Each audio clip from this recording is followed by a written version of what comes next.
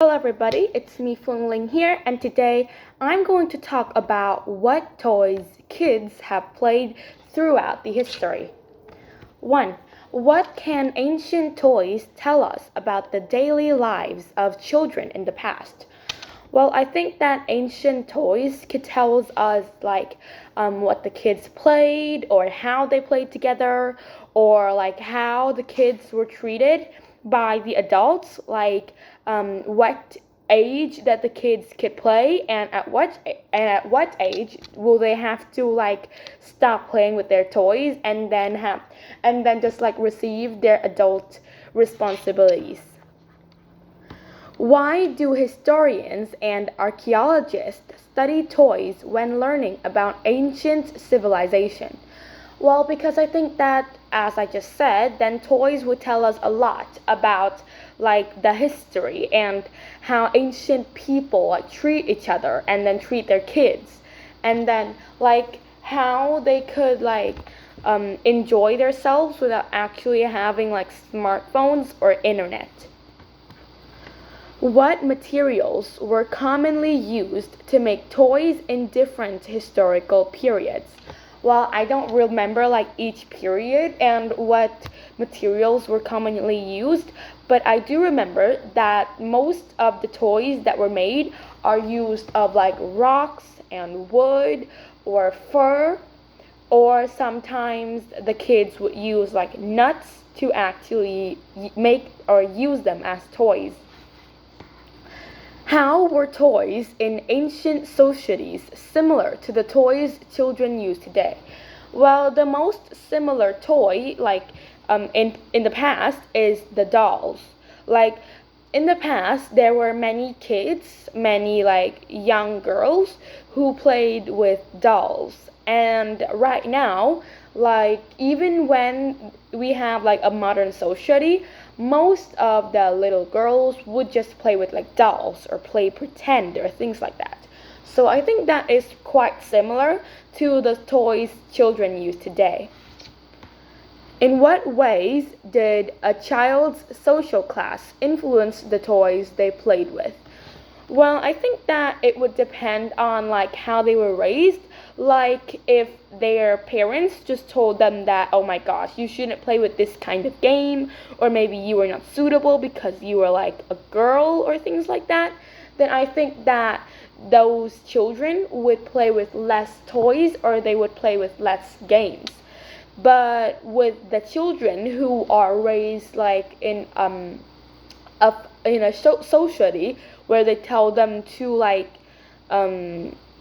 just do anything they want, then I think that they would just be more carefree. How did toys help children learn important skills needed in their societies? Well, toys would help to the toys that, for example, Legos, but in the past they were just blocks. Then they would help the children learn more about houses and how some places were built. And the toys gardening things, they would help the children feel more familiar with the things that they would have to do when they're an adult. What changes occurred in toy production during the Industrial Revolution? I'm not so sure that the video talked about this, but I think that they would be more factories to make toys, and I think that the children could play with more things. There would be more options for the children to play with. How has technology transformed the types of toys available to children?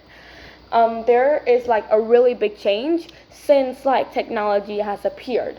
When technology appears, then more toys could be made because there are more ideas, and then children could just find more toys online because, oh my gosh, because it is more easier to access the websites that they actually tell the children about the toys, or they list the kind of toys that the children could play with. So I think that technology has transformed overall the types of the types of toys that the children could play with. Like they've changed the whole toy industry. Do you think modern toys are better than historical toys? Why or why not?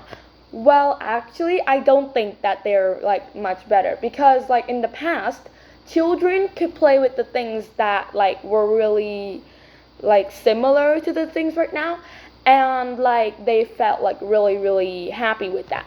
And right now, except from like playing with like the toys that are similar to the past, then children have so many like more toys. So I think that like although it's not that different, but I think that it's not much better because children from all ages and in like all stages of like history could enjoy the toys. So I think that they're not actually better. What do toys children play with reveal about the values and priorities of a society? Well, when there are like toys like a ball, and then there are several games that are invented like in each society. So like in some societies, then the games that are invented with that kind of toy is not like suitable for some like gender. For example, there is a game in like Greek, I think, that they have to get a ball through like a hoop in like it's nearly like basketball, but the players don't use their hands, they use their hips. So this kind of game is not actually considered like suitable for girls, so mostly girls didn't play with this game. So I think that the toys that children play and the games that they play would reveal the values and how the people in that society actually consider each like person or child. Well, thanks for listening, and I'll see you in the next video. Bye!